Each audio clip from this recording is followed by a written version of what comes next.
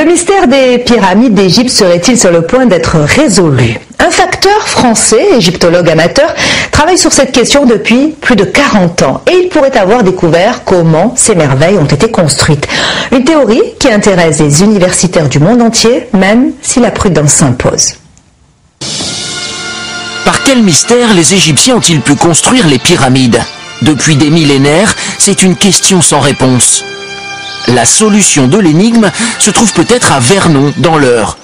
Michel Michel y réfléchit depuis 1972. Une émission des dossiers de l'écran sur le sujet a provoqué le déclic.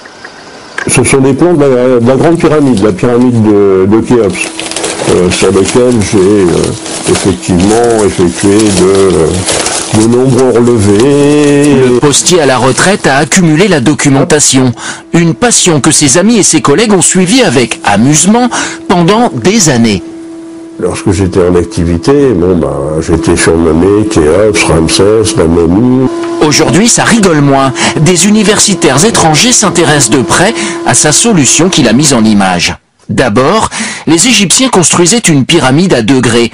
Des rampes en pierre permettaient d'acheminer les blocs en hauteur. Le volume d'une telle rampe était équivalente au volume de maçonnerie complémentaire qui permet la transformation d'une pyramide à degrés en pyramide lisse. La théorie du postier, c'est qu'on utilisait le matériau des rampes pour finir les flancs de la pyramide. Un chercheur suisse a contacté l'égyptologue autodidacte et publié sa thèse dans une revue en allemand. Consacré Unter dem Siegel der Nécropole. Beaucoup de spécialistes français sont sceptiques, au mieux très prudents. Il n'empêche qu'à l'heure actuelle, ils n'ont pas de solution définitive à proposer. Pas de chance, les Égyptiens n'ont pas laissé de plan. Pour eux, ce n'était pas important de laisser ce témoignage. Ils savaient le faire, un point c'est tout, pourquoi le dire? Le postier de Vernon lui fait fi des moqueries.